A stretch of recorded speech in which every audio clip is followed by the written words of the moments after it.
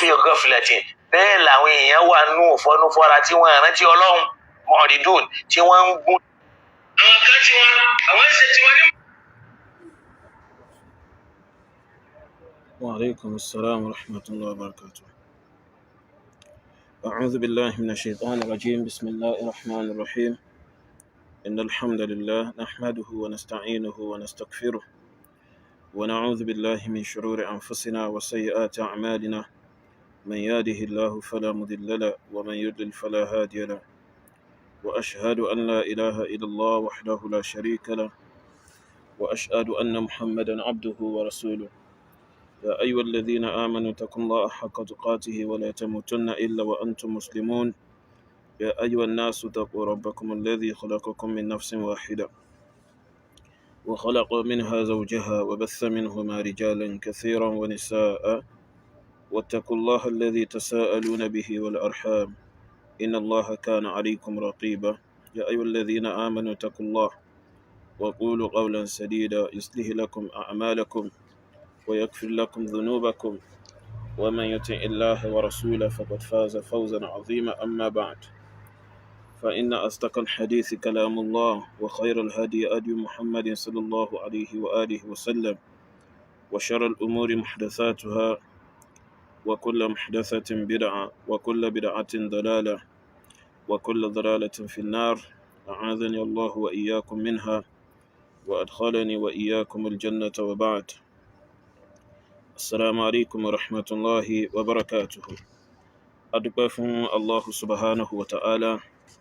أترى إكاتي غفور شنلا محمد صلى الله عليه وآله وسلم ìkẹ́ Ọlọ́run ọba tí kò ní tán kó máa bá orí ilé ìjẹta Allah bá dẹ́dà tí ò ní tán tí ò ní parẹ́ kó máa bá kó máa wá dúró lórí ẹnìkan kó máa bá wọn rálé àwọn sàhábà rẹ̀ àti gbogbo ẹni tí ó bá tẹ̀lé ojú ọ̀nà wọn tó dẹ̀ rin ìlànà wọn tó dẹ̀ ṣe ohun tí Allah bá dẹ́dà pa wọ́n láṣẹ kí wọ́n ṣe ní ẹ̀sìn kó máa wá dúró lórí wọn náà nìkan kó máa bá ẹnì kọ̀ọ̀kan wa náà títí tá fi pàdé Allah subhanahu wa ta'ala. Àwa ń kíra pẹ̀lú assalamu alaikum wa rahmatullahi wa barakatuh. Gbogbo ẹni tí Allah bá dẹ́dà bá kọ́ dárọ̀ kí wọ́n wá pẹ̀lú wa ẹ dákun bá wa gbìyànjú tẹ love like and share fún program wa yìí ètò wa yìí so kí àǹfààní ibẹ̀ lè bá ṣe kíni kó lè bá kárí. tòótọ́ yìí a ti ń bá ètò yìí lọ tẹ́lẹ̀ ní bí ọwọ́ ọ̀sán so tí a ti ń sọ̀rọ̀ lórí rẹ̀ but bóyá network ni o àbí kìí ṣe network kò ṣáà yé mi so program yẹn ó ń já so ó ń ṣe kíni ó ń já ní bí ọwọ́ ọ̀sán yẹn àbí bí ọwọ́ ìrọ̀lẹ́ yìí so fún délé torí ẹ̀ la ṣe kúkú pàtì pé tó bá ti di ní ẹ̀yìn insha ní Saudi bí insha Allah azim so a wà tẹ̀síwájú lórí ẹ̀ tá dẹ̀ ṣe àwọn àlàyé wa tá fẹ́ ṣe so lórí ọ̀rọ̀ tí èyí ọmọ aláìlẹ́kọ̀ọ́ olódò ọmọ Shia ìlú Ẹ̀pẹ́ yìí Saheed Al-Mubarak so àti irọ́ tí ó fẹ́ pa mọ́ Dr. Sharafuddin Gbadebo Raji kálọ̀ bá yẹ́dà bá ní ṣe dáadáa fún bàbá kálọ̀ bá yẹ́dà dẹ̀ jẹ́ kárí wọn pẹ́ so nípa ọ̀rọ̀ àwọn tí wọ́n máa ń ṣe zábíà so àwọn alázìkìrí ti oníjódé àwọn alázìkìrí ti kún a máa fò sókè máa larí mọ́lẹ̀ dé so nípa àwọn alázìkìrí ìranù yẹn tí bàbá sọ̀rọ̀ nípa pé ìranù ni wọ́n ń ṣe so ọmọ yìí jáde ó sọ pé òun fẹ́ wá fèsì fún wọn lórí ẹ̀ nítorí pé ìfẹ́nú ni wọ́n ṣe ó sọ pé ìfẹ́nú ni bàbá sọ síbẹ̀ so dó lọ́sàn-án a ti tọwọ́ bọ àwọn pọ́ìntì kọ̀ọ̀kan tó yá sí pé yóò clear fẹ́nikẹ́ni tó bá gbọ́ ọ̀rọ̀ tí ọmọ Al-Mubarak yìí sọ yóò clear sí ohun tọ̀hún wípé àìmọ̀kan ni èyí tẹ́lẹ̀ yìí ṣe yìí bẹ́ẹ̀ dẹ̀ ni irọ́ ni tẹ́lẹ̀ yìí fẹ́ sọ yìí so nítorí nínú ọ̀rọ̀ Al-Mubarak so nínú ọ̀rọ̀ tí ó play tó jẹ́ ọ̀rọ̀ doctor tó jẹ́ ọ̀rọ̀ bàbá wa Dr. Sharafuddin Gbadebo Raji so nínú ọ̀rọ̀ wọn nínú ọ̀rọ̀ ibi tí wọ́n ti ń sọ̀rọ̀ nípa zikiri táwọn Sufi ń ṣe àbí bẹ́ẹ̀ kọ́ aláìmọ̀kan ọwọ́ ọmọ Al-Mubarak yìí ó yọ àwọn kan sọ́tọ̀ ó sọ pé òun ò lè sọ̀rọ̀ nípa eléyìí pé kó kàn ń pé àwọn Sufi ló kàn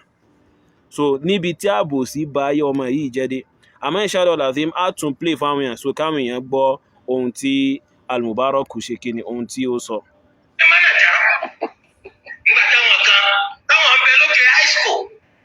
àwọn kan ń bẹ lókè àpò nígbà táwọn kan ń bẹ pápá abẹ́rẹ́ ẹ̀rí gbogbo àyọ sílẹ̀ náà lálẹ́ bí ó ti tó. ìjì ń jẹ́ mọ̀ ń kọ́mà ló lójoojúmọ́ mò ń lóye lójoojúmọ́ mò ń mọ̀ nípa ẹ̀sìn mi lójoojúmọ́ ni. Naam, adúpẹ́ lọ́dọ̀ Ọlọ́run wípé a ti gbọ́ yìí o, màá tún fẹ́ ká tún gbọ́ ẹ̀yin náà ẹ dákun ẹ jẹ́ ká jọ gbọ́ ọ̀rọ̀ yìí láti ẹnu dókítọ̀. Kódà mo rí pé àwọn èèyàn tún máa ń gé, ó sì máa ń bà yẹn nínú jẹ́ àwọn tí wọ́n máa ń gé ọ̀rọ̀ dókítọ̀. Ó yẹ káwọn náà ronú sí àwọn nǹkan tí dókítọ̀ ń sọ nígbà míì ṣó rí bí àbí kò rí bẹ́ẹ̀. Àmọ́ àdánwò tó wà lára wa ni pé tá a bá ti fẹ́ràn ara wa ẹni yẹn mẹ́rin wá kò mẹ́rin wá, ìyẹn àgbà ọ̀rọ̀ ẹ̀nu ni. Pàápàá a máa ń fẹ̀sìn kó làákàyè àwọn èèyàn lẹ́rú. Àní tá a bá sọ̀rọ̀ sẹ́ ẹ béèrè ẹ̀rí ẹ̀, kì í ṣe pé kákan túlẹ̀ bẹ́ẹ̀ kákan máa lọ. Ní tí wọ́n ń pè ní at-taqlid dogmatism, òun náà ní pé qubulul qawli min ghayri hujja. Wọ́n sọ̀rọ̀ fún yàn kéèyàn gbà á kó sì mọ́ evidence lórí ọ̀rọ̀ yẹn. Ẹ rí i pé láàyè yìí tí n bá fẹ́ mú ọ̀rọ̀ wá pẹ̀lú hujja ni, pẹ̀lú ẹ̀rí ni, mo lè wá pẹ̀lú al-Qur'an, mo lè wá pẹ̀lú hadith. Àmọ́ kó wá jásí pé àfa ẹ̀sìn yóò máa sọ̀rọ̀ biduni hujja láì ní ẹ̀rí, wàbìlà àdílá láì ní kókó, wàbì nùktọ́ láì ní pọ́ìntì kan táfà yẹn lè mú wá fi gbé ọ̀rọ̀ ẹ̀. Táwọn èèyàn wà máa fojú àbùkù wo Islam àtàwa mùsùlùmí pé ẹ wo bí wọ́n ti rí. Ẹ̀yin náà ẹ jẹ́ ká jọ gbọ́ ọ̀rọ̀ yìí kọ́lọ́hun kó ṣe dáadáa fún wa. Bismillah. Naam. Bákan náà lọ àwọn àdúrà ilé táwọn èèyàn máa ń ṣe láwùjọ wa wọn bá péjọ ń bì kan ó lè má jẹ́ nítorí àdúrà náà wọ́n ṣe péjọ àmọ́ kọjá gbọ́n ní àfẹ́gun aládùá wọn ni ẹsẹ̀ astaghfirullah mẹ́wàá astaghfirullah adádálẹ̀ burú ó sínú súnà Nabi sallallahu alaihi wasallam wọn wà ní adéládé adékin mọlọtìrà adádálẹ̀ ni irú rẹ̀ wọ́n ní ẹsẹ̀ sọ láti mẹ́wàá bá nàbì adádálẹ̀ ni ẹjọ́ máa ṣe papọ̀ kẹ́rì kan máa parí láṣẹ bá náà ó sínú súnà ẹjọ́ kí fẹ́tíà ẹjọ́ máa ké adádálẹ̀ ni ó sínú súnà Nabi Muhammad sallallahu alaihi wa sallam ẹnìkan á ní ẹjọ́ bá sínú súnà Nabi àwárí kọ́dà ẹ̀yìn wo dalẹ̀yìn iyọ̀lẹ̀yìn ni ó fi dókítà àbárí yín náà ọbẹ̀ àwáyín àbírú dókítà ọ̀bá sínú ẹ̀fọ́ wọ́n máa wọ̀ tó bá jẹ́ pé kò sínú lànà Nabi tá a kẹsì rán àmẹ́yìn rí kọ́dà yín gẹ́gẹ́ bí ìtaní man antum hatta yakuna lakum 'indi tani Nabi sọ pé lọ́dọ̀ tiwa ẹ̀yin gẹ́gẹ́ bí ìtaní torí ẹjọ́ bá ti pè é pé àdádálẹ̀ ni wájínàsì súnà ni ọlọ́màṣe ilé ìjẹ́bù ti ṣe jẹ́ gbogbo yẹn máa ń ṣe lóyún gbogbo agbègbè yín wọ́n ti máa ń ṣe wá nìkan nígbà tí wọ́n bá máa ń pẹ̀ sí ńkọ́ tẹ̀bí tí wọ́n máa lódò náà wọ́n máa ṣe nígbà tí wọ́n bá sì mọ̀ òdodo ọ̀pọ̀ òdo tì ní ìdí ń jẹ́ mọ̀ ń kọ́ mà lójoojúmọ́ mọ̀ ń lóye lójoojúmọ́ mọ̀ ń mà nípa ẹ̀sìn mi lójoojúmọ́ ni. Naam, adúpẹ́ lọ́dọ̀ Ọlọ́run wípé a ti gbọ́ yìí o, màá tún fẹ́ ká tún gbọ́ ẹlẹ́ẹ̀kejì tí àwọn dókítọ̀ sọ. Bákan náà àwọn kan máa ń jókòó ní mọ́ṣáláṣí wọ́n wá sí ra wọn lórúkà wọ́n bá sí ra wọn lórúkà yìí wọ́n máa ṣe díkìrì olójoojúmọ́ wà ẹlẹ́ẹ̀kan láàrin ọ̀sẹ̀ wà oníkálukú wọ́n máa fi orí síwájú wọ́n máa fi orí sẹ́yìn ó lè jẹ́ la ilaha illallah náà ni wọ́n ń ṣe díkìrì yàn la ilaha illallah la ilaha illallah la ilaha illallah la ilaha illallah àdádálẹ̀ burúkú ni kò sínú súnà Nabi Muhammad sallallahu alayhi wa alihi wa sallam ẹ̀rí ó lè kó òun ti ṣe lázìmí òun lónìí ó lè kó òun ti ṣe wàzífà òun lónìí ó lè pẹ́tọ́ lọ́sàásẹ̀ ẹ̀yìn asírì làwọn fi sí àmọ́ àtàwọn èèyàn jẹ́ wọ́n ti ní aṣọ kan aṣọ àdánwò ẹ lè lọ kí aṣọ mọ́tìrù bí ọ̀pá méjì lọ́jà ọwọ́ àtẹ̀sáàrin kí ni tó máa sọ yìí wọn lánàá bí o ti wá jókòó ni ká ànábì tó sẹ́yìn ikú rẹ̀ sallallahu alaihi wasallam. wọ́n wà lánàbì sallallahu alaihi wasallam yóò wá jókòó sáàrin aṣọ àwọn ànábì bá wá jókòó bẹ́ẹ̀ jẹ́ pànàbì lé nínú aṣọ ọ̀ránù tó yẹ kẹ́ máa fi nukun mú yín. ànábì tiwa salawatu rabbi wa salamuhu alayhi yóò ti wá jókòó. àsìkò tẹ́yìn ń ṣe ìranù yìí ẹ ṣe eré méjì ẹ̀yin jókòó ní àná àpájà àwọn kan ń bẹ lóṣòdì àwọn ń bẹ ní Kòròdú nígbà táwọn kan ń bẹ lájà abá nìbàdàn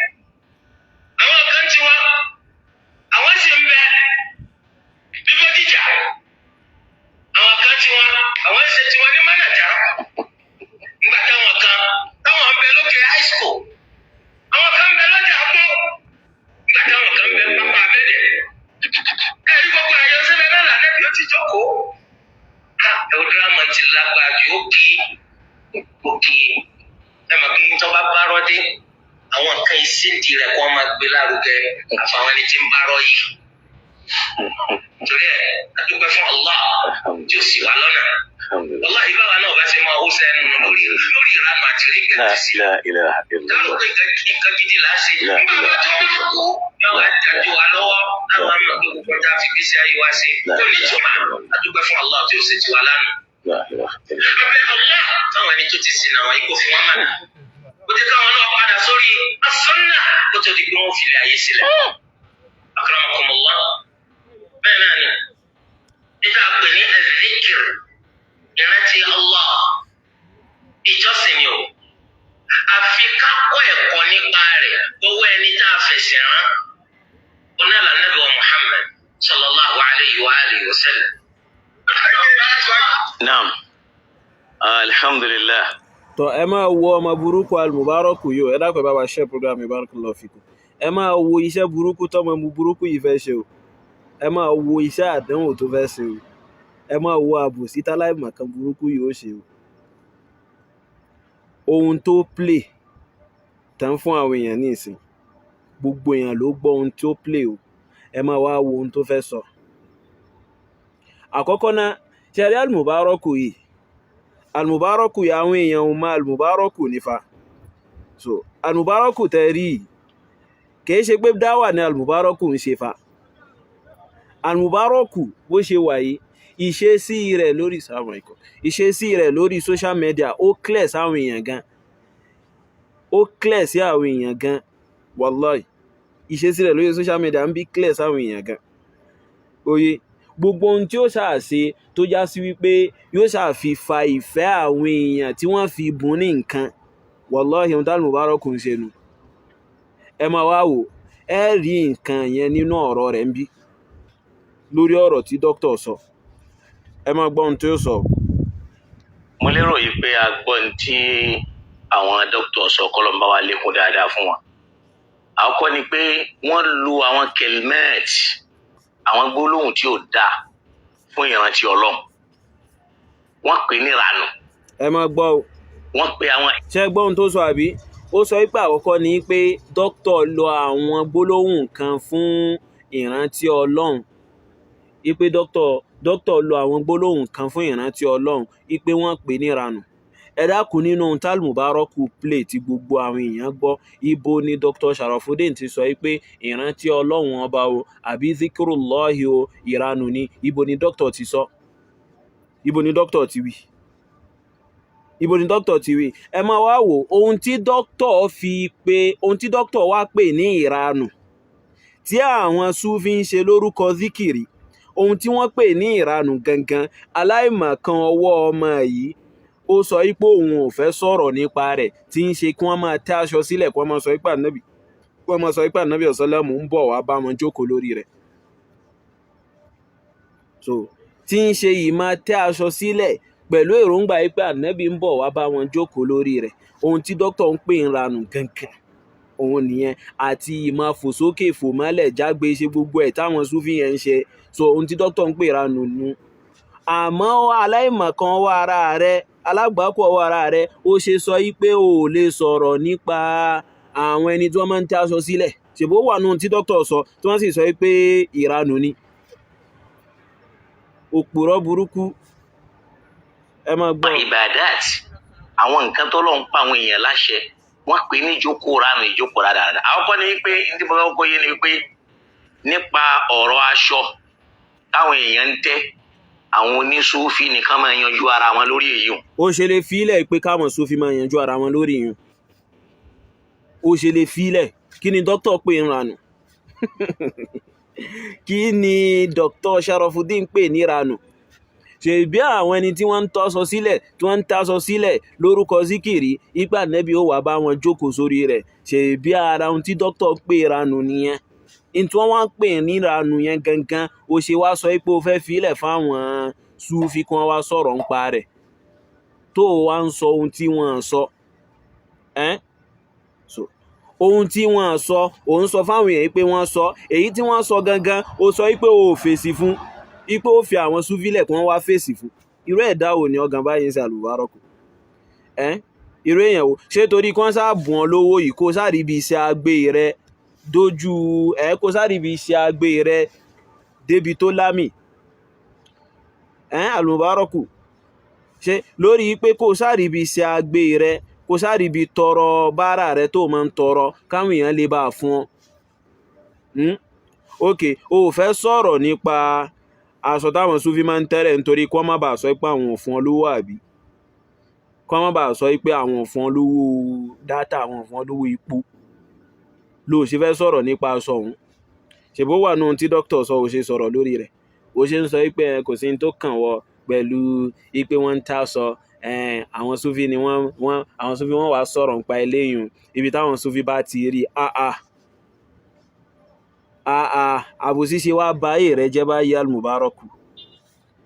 àbòsí ṣe wá ba ilé ayé rẹ jẹ́ báyìí ìwọ ọmọ yìí ó sì ṣàánú ara rẹ ó sì káànú ara rẹ fa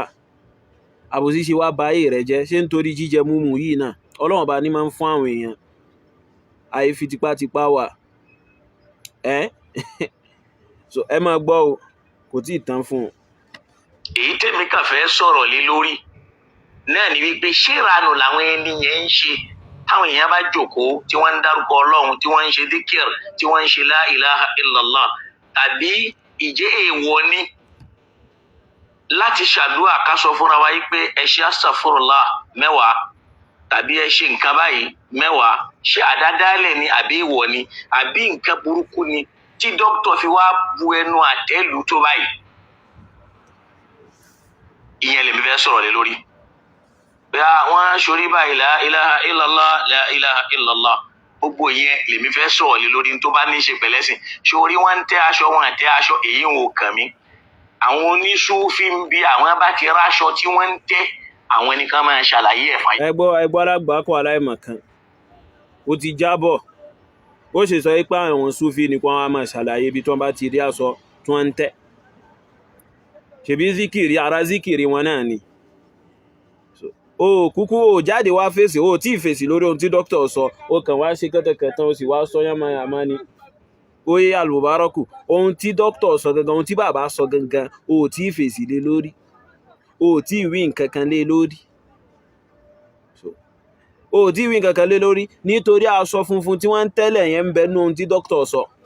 ohun tí dókítà dẹ́ pè ní ìranù nìyẹn àti ohun tí wọ́n ń ṣe ní agbègbè ìtàsọ funfun kalẹ̀ lórúkọ zikiri ibo ló wà nínú ẹ̀sìn aláìmọ̀kan wá fún bọ́tà wá ń sọ pé dókítà sọ̀rọ̀ pẹ̀lú ìfẹ́nu ta lẹ́ni tó fẹ́ wá ṣe ìfẹ́nu báyìí ta ló ní tó fẹ́ ṣe ìfẹ́nu ó ṣe lè sọ pé o fílẹ̀ fáwọn Sufi kó wa máa sọ ibi tí wọ́n ti rí zikiri tí dókítà dákọ táwọn Sufi sọ pé àwọn ń ṣe káàkiri aṣọ yìí àti ìmọ̀ fòsókè fò mọ́lẹ̀ fòsókè fò sílẹ̀ ṣèbí àwọn Sufi náà wọ́n ṣe ò ṣe sọ pé o fílẹ̀ fáwọn Sufi kó wá sọ̀rọ̀ ń parẹ̀ ẹlẹ́tànjẹ alábòsí ó ṣe sọ pé ó fílẹ̀ fáwọn Sufi kí wọ́n wá sọ̀rọ̀ ń parẹ̀ ó ṣe lè fi aṣọ funfun lẹ̀ fáwọn Sufi kí wọ́n wá sọ ọ̀yá máa sọ̀rọ̀ lọ. ayé kọ́lọ́n kó ṣàlékún dáadáa fún wa náà ẹ wá já lọ sínú ọ̀rọ̀ ká wá gbé sórí òṣùwọ̀n ṣọ́rọ̀ ìsìláàmù ni dókítà ń sọ yìí àbọ̀rọ̀ mùsùlùmí àbọ̀rọ̀ onímímọ̀ àbọ̀rọ̀ ẹni tí ó mọ̀ kájọ ọkọ̀ gbé sínú làákàyè ẹjẹ́ ọkọ̀ lọ sínú alukur'an wọ́n ń pe kíní kan ní adikirul jima'i ẹ máa gbọ́ ìkóra ẹni jọba yìí ká pé bírí kò tó gẹ́gẹ́ bí ọ̀rọ̀ dókítà ká bá máa dárúkọ Ọlọ́run ìjẹ́ ó wà nínú Islam tàbí kò sí tàbí kẹ́nìkan tiẹ̀ líìdì kó máa pè fáwọn èèyàn pé ẹ máa ṣe nǹkan báyìí ká máa wí ìjẹ́ ó wà tàbí ò sí. so ohun tó o bá sọ pé ó wà nínú ìsìláàmù ohun tó o bá kílèmù pé ó wà nínú ìsìláàmù azin tó o bá kílèmù pé ìbádà kan ń bẹ nínú ìsìláàmù o gbọ́dọ̀ mú ibi tá nẹ́bì ti ṣe ibi tá nẹ́bì ti practice ẹ̀ o gbọ́dọ̀ mú wá o gbọ́dọ̀ fi àwọn èèyàn pé ànẹ́bì náà máa ṣe o ànẹ́bì náà máa ṣe àzíkírùl jìmáì o ànẹ́bì máa ṣe kùbùrá o ibi tá nẹ́bì máa ń kójọ síre pẹ̀lú àwọn Abubakar Umar Usman Ali àwọn Abu Hurairah àti gbogbo àwọn Abu Dharr àwọn Abu Darda radiyallahu anhum ibi tí máa ń péjọ ibi tí wọ́n máa ń jókòó sí rè láti máa ṣe wàzífà àti kùbúrà àti zikrul jìmáyì wọn tọlọ́sọ̀ọ̀sẹ̀ àti tolóòjọ́ ó gbọ́dọ̀ mú wá náà nínú àwọn àyà tó fẹ́ mú wá ó gbọ́dọ̀ ká jáde nínú àyà tó fẹ́ kà àbí kẹ́ kó lọ sínú hadith Ànábì kó wá mú ibi tá Ànábì ti practice ẹ̀ wá gẹ́gẹ́ bí ìwọ ṣe fẹ́ gbọ́ yé sínú agbárí títí ẹ. Ọ̀yá. ẹ jẹ́ àkọ́kọ́ jọ lọ sínú Al-Qur'an àwọn kọ́ rí pé Ọlọ́run fún rẹ̀ tó dá wa tó sì rán Ànábì sí wa ó ṣe wá lójú kòkòrò níbi ká máa dárúkọ Ọlọ́run ó sì fi ẹ̀san tó lágbára ó fi tì ń dì í tá a bá lọ sínú Suratul Ahzab Quran aya 35 ó dàbí Quran 33 náà ni ó ní wadh-dhakirina Allaha kathira wadh-dhakirat a'adda Allahu lahum maghfiratan wa ajran 'azima Ọlọ́run ní wadh-dhakirina Allaha kathira àwọn tí wọ́n máa dárúkọ Ọlọ́run púpọ̀ tí wọ́n máa ṣàdíkìrì wadh-dhakirat àtàwọn tí wọ́n máa dárúkọ Ọlọ́run púpọ̀ lóbìnrin ó ní a'adda Allahu lahum maghfiratan wa ajran 'azima Ọlọ́run bá lérí ọgbọ́ Ọlọ́run bá ṣe àdéhùn fún wọn maghfiratan pé òun ó yọ́nú sí wọn òun ó foríjì wọn wa ajran 'azima òun ó sì san wọ́n lẹ́san tó tóbi. Annabi Muhammad sallallahu ta'ala alayhi wa sallam òun náà wá dá sí àyà yìí kí ló wá wí ó ní ala unabbi'ukum bi khayri a'malikum wa azkaha 'inda malikikum wa arfa'iha fi darajatikum wa khayrun lakum min infaqi adh-dhahabi wal warq wa khayrun lakum min an talqaw 'aduwwakum fatadribu a'naqahum wa yadribu a'naqakum qalu bala qala dhikrullahi ta'ala. Ànábì ní sallallahu alayhi wa sallam ala unabbi'ukum bi khayri a'malikum ẹ tẹ́tí kí n fún yín nírò bi khayri a'malikum èyí tó lóore jù nínú iṣẹ́ yín tẹ́ lè máa ṣe wa azkaha 'inda malikikum tí iṣẹ́ náà sì jẹ́ èyí tó dáa púpọ̀ jù tó mọ́ kangán lọ́dọ̀ Ọlọ́run ọba yín wa arfa'iha fi darajatikum tí iṣẹ́ náà tó jásí pé òun náà ni ó gbé yín ga púpọ̀ jù nípò tó lè gbé ipò yín ga púpọ̀ jù lọ́dọ̀ Ọlọ́run tí ó fi dépò ipò ńlá wa khayrun lakum min infaqi adh-dhahabi wal warq léyìí tó jásí pé ó lóore fún yín ju kẹ́ ẹ ná góòlì tàbí kẹ́ ẹ máa náwó lọ ó lóore oore ń bẹ ju kéèyàn ná owó kó ná góòlì tàbí kó ná warq kó ná owó tí ó máa jẹ́ góòlì tàbí kó náwó tí ó jẹ́ warq wa khayrun lakum min an talqaw 'aduwwakum kódà ó lóore fún yín ju kẹ́ ẹ lọ kojú àwọn ọ̀tá yín fatadribu a'naqakum kan wá gé yín lọ́rùn wa yadribu a'naqahum kẹ́yìn náà gé orí wọn ó lóore ju bẹ́ẹ̀ lọ yẹn pé ó lóore ju ogun jíjà lọ qalu bala àwọn èèyàn wá ní irú òjíṣẹ́ Ọlọ́run kí ni nǹkan náà qala dhikrullahi ta'ala ó lóun náà ní ìmá dárúkọ Ọlọ́run kéèyàn máa rántí Ọlọ́run rawahu at-Tirmidhi al-Imam at-Tirmidhi ni wọ́n gba hadithu yìí wá ó rí i pé àwọn tí wọ́n wá ya fọ́nú fọ́ra táwọn kì í máa dárúkọ Ọlọ́run faqad dhammahumullahu ta'ala Ọlọ́run tún wá bínú àtẹ́lu àwọn yẹn wa naha 'anil ghafla ó wá kọ́ fún wa pé a gbọ́dọ̀ sínú àwọn tí ó fọ́nú fọ́ra tí wọ́n ní máa ṣèrántí Ọlọ́run tó bá lọ sínú Suratul Anbiya aya alákọ̀ọ́kọ́ Ọlọ́run sọ̀rọ̀ ńbẹ̀ ó ní iqtaraba linnasi hisabuhum wa hum fi ghaflatin mu'ridun ó lásìkò ti tó fáwọn ènìyàn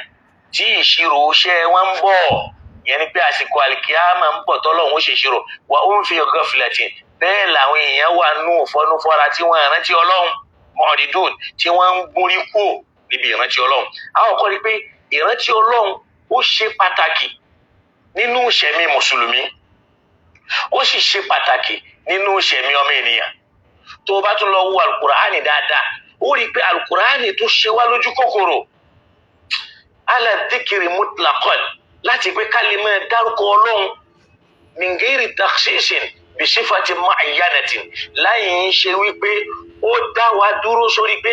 takhsis bi sifatin mu'ayyana pé a gbọ́dọ̀ ní ìròyìn kan tó gbọ́dọ̀ jẹ́ pé àdáyẹnrí tàbí a gbọ́dọ̀ wà ní ìṣesí kan tó gbọ́dọ̀ jẹ́ pé ìṣe tó yẹ pé káàsù ni, tàbí ká ní àwọn gbólóhùn kan tá a gbọ́dọ̀ máa wí lọ́tọ̀.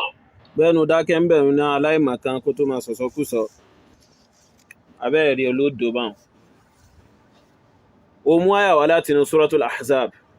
ó ka hadith annabi sallallahu látinú sunanu tirmidhi àbí bẹ́ẹ̀ kọ́. ó sọ pé Allah bá yára sọ pé wadh-dhakirina Allaha kathira wadh-dhakirat, àwọn ẹni tí wọ́n rántí Allah bá dẹ́dà lọ́pọ̀lọpọ̀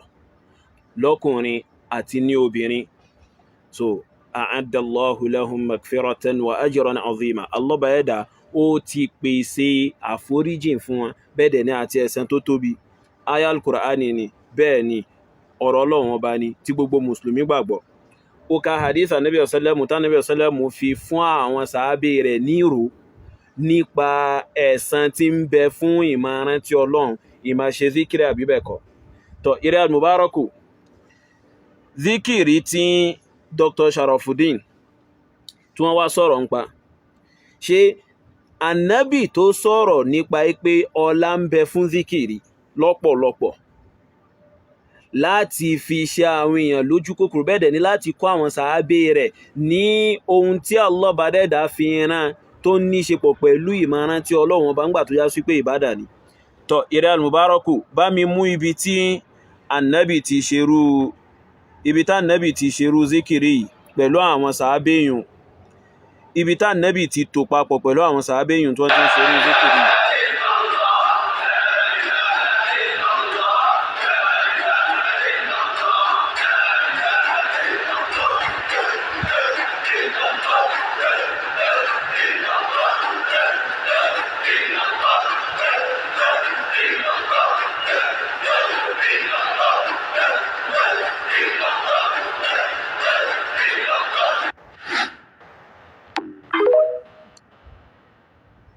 wo lẹ́ẹ̀kan sí al-Mubaraku.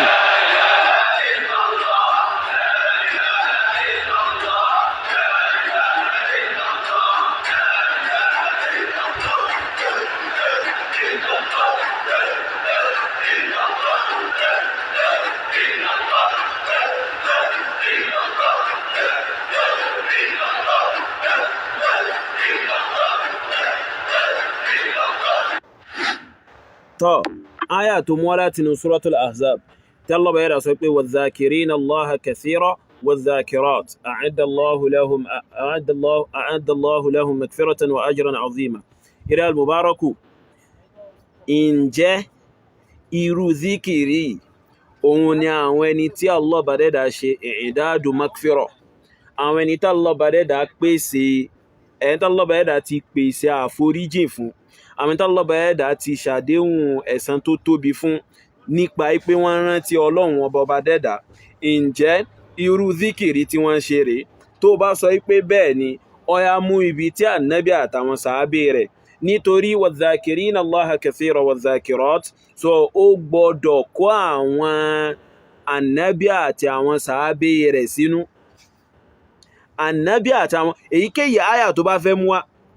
láti fi sọ pé Ọlọ́run ọba ní ká ṣe zikiri nǹkan kan bẹ́ẹ̀, so kó lọ mọ̀ báyìí pé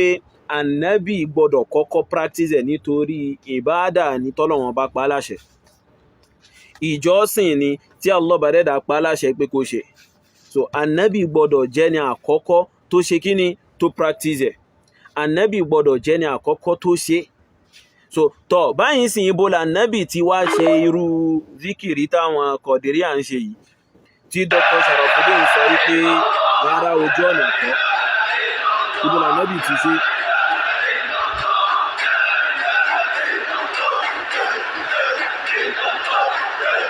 tọ́ al-Mubaraku, ibo lànábì ti ṣe pẹ̀lú àwọn sàábé wo lànábì bá ṣe. ṣé Umaru ni, Abubakar ni, Usman ni ànábì wà láàrin wọn, so tí àwọn náà wá rọ kiri ká ànábì, ibo wọn tẹ̀ ti ráyè láwọn ẹni tó yá sí pé wọ́n fẹ́ sọ̀rọ̀ Ọlọ́run ọba, wọ́n fẹ́ pé àwọn èèyàn sójú ọ̀nà Allah bá dẹ́dà. so àwọn kèfèrí, àwọn Yahudi, wọ́n ṣe kí ni, wọ́n ń dààmú wọ́n sì ní àti dàbòbò ẹ̀sìn. ṣé ibẹ̀ ni wọ́n ti lọ ráyè pé àwọn fẹ́ jókòó, àwọn fẹ́ máa ṣe wọ́nranwọ̀nran kẹ́tẹ̀kẹ́tẹ́ ìranù táwọn eléyìí ń ṣe, gẹ́gẹ́ bí dókítà ṣe pè ìranù léléyìí náà. eléyìí ṣe zikiri, ibo lànábì ti ṣe. so ibo ni ànábì ọ̀sálàmù ti ṣe zikiri? ibo la nabi sallallahu ti ṣe ìrẹ́ al-mubaraku eléyìí jẹ́ àkọ́kọ́. Ẹlẹ́ẹ̀kejì, jẹ́ ká wá sí tòsí rẹ̀, jẹ́ ká ṣe kíni, jẹ́ ká wá sí tòsí rẹ̀ ńlẹ̀ Yorùbá ká fún ọ ní so Nakibul Ashraf rẹ̀ Sirrul Ajdad, Nakibul Ashraf rẹ̀ pẹ̀lú àwọn gángẹ̀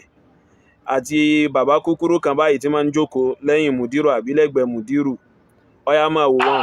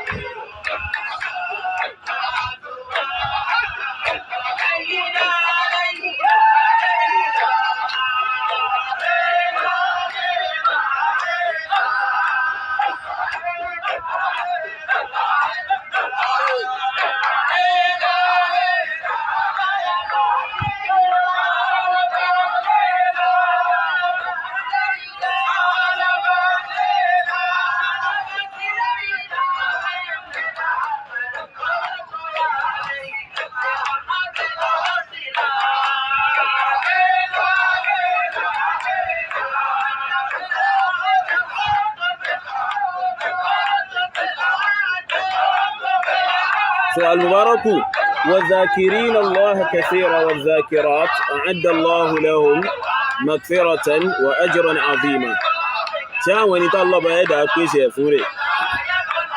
يقول النبي تشيروري قول الله بيدا شاو سوايا كالفو حديث تموان ترمذي أتوا حديث مي أتوا يا مي توكا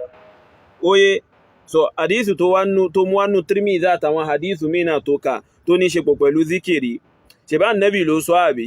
gẹ́gẹ́ bí ànẹ́bì ọ̀sọ́lẹ́mù ṣe sọ̀rọ̀ nípa ààwẹ̀ táàsì rí pó practice ẹ̀ gẹ́gẹ́ bó ṣe sọ̀rọ̀ nípa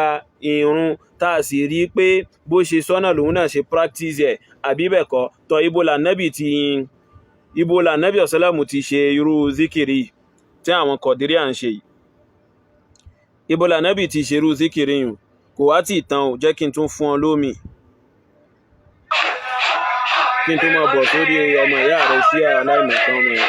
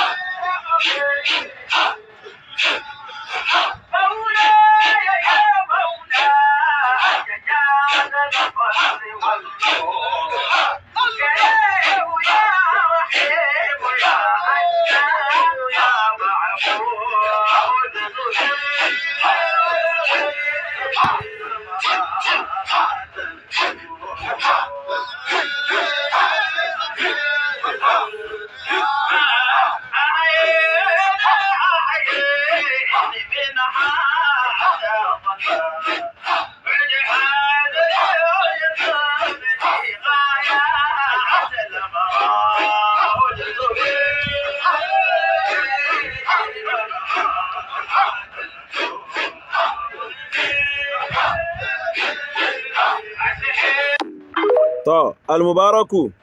ibo ni Ànábì ọ̀sálàmù ti sọ ibo ni Ànábì ọ̀sálàmù ti wí ibo ni Ànábì ọ̀sálàmù ti sọ̀rọ̀ ọ̀rọ̀ yìí sọ́rí ibo ni Ànábì ọ̀sálàmù ti ṣe irú zikiri ibo ni Ànábì ọ̀sálàmù ti ṣe irú zikiri tí àwọn Kọ̀dìríyà ń ṣe yìí kò tí ì tán o gbogbo àwọn áyà tó mú wá látòkè délẹ̀ àtèyí tó sì tú àtèyí tó túntùkùtù àtèyí tó tú sí fẹnú rẹ̀ èyí tó tú síbi pé wọ́n máa jó oyé so èyí tó ṣe kíni tó tú síbi pé wọ́n máa jó so alladhina yadhkuruna Allaha qiyaman wa qu'udan wa ala junubihim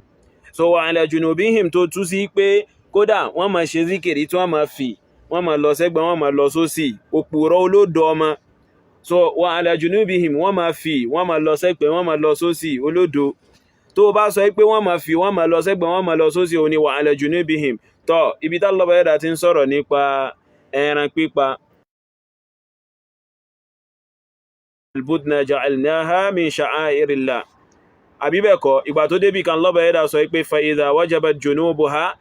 idha wajabat junubuha níbi àyà yìí ṣé tí ẹran náà bá ti ń jó lórí ilẹ̀ ẹlẹ̀ tí ń fì lọ sósì tí ń fì lọ sẹ́gbẹ̀ẹ́ ṣé ìtumọ̀ ohun tó tu eléyìí náà sínú òye aláìmọ̀ kankan àmọ́ ìbọn lọ sí gbogbo àwọn yẹn sọ gbogbo àyà tó mú alátòkè délẹ̀ tó fẹ́ fi prúfù yìí pé ipe zikiri táwọn Sufi ń ṣe o zikiri Islam ni tí Ànábì ọ̀sẹ́lẹ̀mù ṣe mú ibi tí Ànábì ọ̀sẹ́lẹ̀mù ti ṣe irú àwọn ó mọ̀ pé àwọn àyà tó kà àtàwọn àdísì tó kà àwọn ẹni tí wọ́n kọ́kọ́ gbọ́ yé àwọn ànábì ní tọ́lọ́run bá sọ̀kalẹ̀ fún àbí bẹ́ẹ̀ kọ́ lẹ́yìn náà àwọn sàábé rẹ̀ ibi tí wọ́n ti ṣe irú rẹ̀ ibi tí wọ́n ti ṣe irú àwọn zikiri báyìí tá ń plé fún ọ yìí bá wa lọ mú wá ọ̀rọ̀ rẹ̀ ò nídìí kéèyàn máa làágùn jìnnà jẹ́ ń tún fún ọ ní omi jẹ́ ń tún fún ẹ ní jẹ́ ń tún bá ẹ wá omi ìkan náà rè. Taraweeh for Sufis.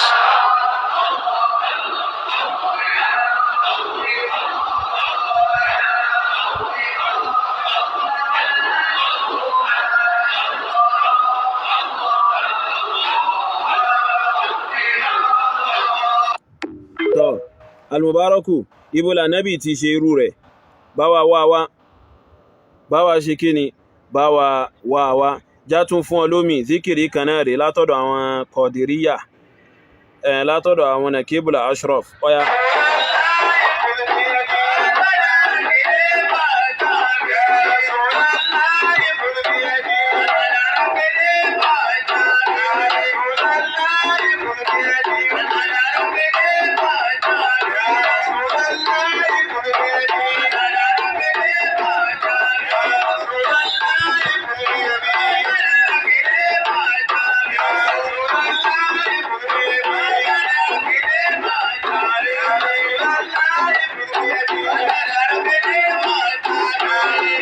Ṣé zikiri lélẹ̀ àbí ìranù? Ṣé zikiri tí àlọ́bà ẹ̀dà sọ̀rọ̀ Al-Mubaraku? Ṣé zikiri ṣe eléyìí téèyàn tí wọ́n ń ṣe yìí wọn náà ló fi fìyàn sáà Al-Jannah? Ọlọ́run ò ní jẹ́ sọ ọlọ́run ò jẹ́ kẹ́ kú lórí ìsìnà ọ̀.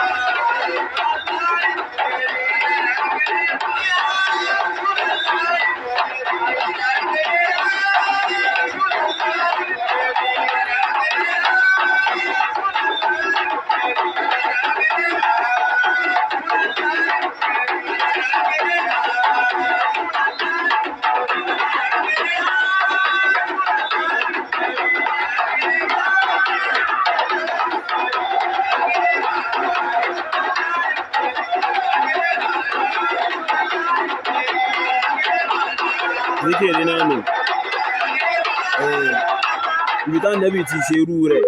pẹ̀lú gbogbo àyà tó mú wá ó mọ̀ pé àwọn àyà tó mú wá yùn wọn à sọ̀kalẹ̀ fún baba ńlá ẹnìkankan nínú wa àti ìwọ wọn à sọ̀kalẹ̀ fún àwọn baba ńlá rẹ̀ wọn sì sọ̀kalẹ̀ fún àwọn baba ńlá wa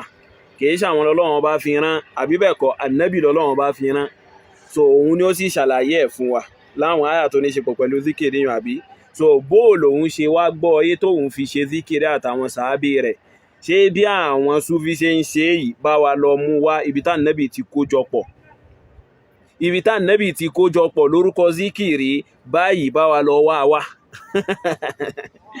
óyé báwọn bá wa lọ ṣe kí ni bá wa lọ wá jẹ́ tún fún ọ lómi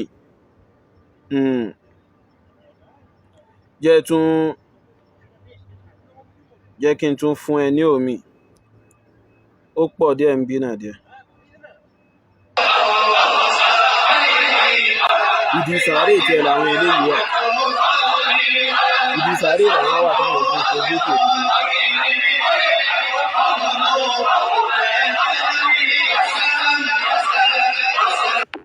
Tọ́ ìrẹ́ Al-Mubaraku ibi tá Ànábì ọ̀sálàmù ti kó àwọn sàábé rẹ̀ lọ sí ìdí sàárè tí wọ́n lọ ń ṣe zikiri gẹ́gẹ́ bí àwọn Sufi ṣe máa ń kóra wọn lọ sí ìdí sàárè tí wọ́n lọ máa sọ pé àwọn ń ṣe zikiri ń bẹ̀ bá wa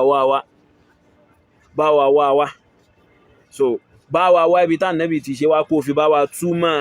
àyà yun torí òun lọ́lọ́run bá sọ àwọn àyà yẹn kalẹ̀ fún òun ni ó sì gba wájú wa níbi ìtẹ̀lé àṣẹ Ọlọ́run bá ń bẹ̀ óyé jẹ́ tún fún ọ lómi ó sì kú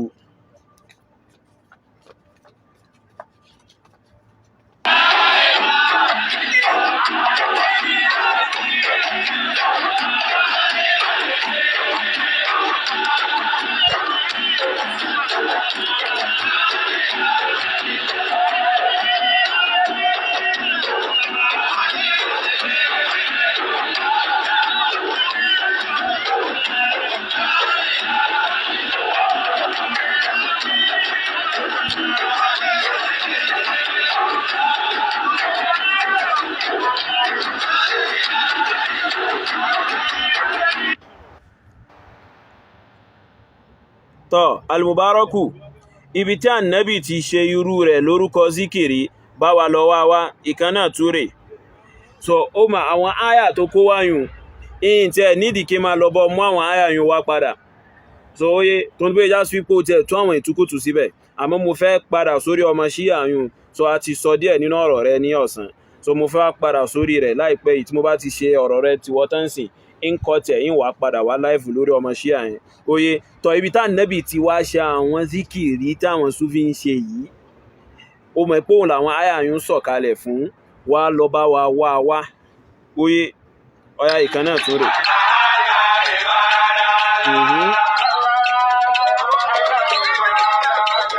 Abẹ́rẹ́ nǹkan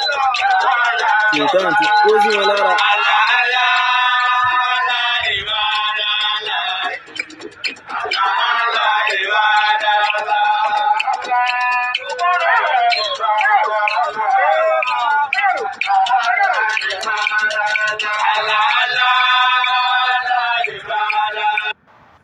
So Al-Mubaraku ibi tí Ànábì ọ̀sálàmù ti ṣe rú zikiri, ibi tánà ọ̀sálàmù ti ṣe, àwọn sàábé wo ló bá ṣe, àwọn sàábé wo ló bá jókòó pé kí wọ́n jọ máa ṣe, bá wà lọ wá wá. Az-zikru ibada, zikiri ṣíṣe ìjọsìn ni ibada ni. Wal ibadatu tawqifiyya, ibada sì rẹ̀ a máa retí kí ni Allah bá ẹ̀dá sọ, kí ló jíṣẹ́ rẹ̀ ṣe, kí ló wí, ohun táwo fi ṣe ìbádà nù. Oye tọ̀ ibi tá nẹ́bì ti wá ṣe táwọn súfí ń ṣe yìí tí wọ́n ń pè ní zikiri bá wa lọ wá wá. Òun àtàwọn sàábé àárín wọn ni áyà Kùránì tó kó wá nípa zikiri, àárín wọn ló sọ̀kalẹ̀ sí. Hadith Ànábì tánà sọ́lámù fi sọ nípa zikiri, òun lẹni tó lóore jù tó rántí Ọlọ́run ọba. Ibo ló wá ti ṣe irú ìtàwọn súfí ń ṣe lórúkọ zikiri. So torí o dákan máa ń sin òfò bọ́ta ó sọ pé kò sí tó kàn pẹ̀lú pé àwọn súfí wọ́n ń tá sọ̀kalẹ̀ nǹkan kan bẹ́ẹ̀. So kò sí tó kàn nǹkan kan bẹ́ẹ̀, zikiri ń lo kàn fẹ́ sọ̀rọ̀ nípa zikiri ọ̀hún gangan táwọn súfí sọ pé àwọn ń ṣe, ibi tí Ànábì ọ̀sálàmù ti ṣe irú zikiri táwọn súfí ń ṣe, ibi táwọn ọ̀sálàmù ti practice ẹ̀, ibi tó ti ṣe àwọn wo ló bá ṣe. So lọ bá wa wá wá, lọ bá wa ṣe kí ni, lọ bá wa wá wá. Ó yé báwọn so a máa retí kó lọ bá wa mú wa, bó tẹ̀ já sí wípé o lè dáhùn láyé nígbésí ayé rẹ̀. So àyàfi ẹnu bí ìtajàká. So eléyìn bẹ́ẹ̀ inshallah azim. So mo ń padà bọ̀ wá láì fún sin tí mo bá ti ẹ́ndẹ̀ lórí ọmọ ṣíà yìí. Oye ń sọ̀rọ̀ wọn lọ́tọ̀ọ̀tọ̀ torí eléyìn náà yóò gbà mí lásìkò.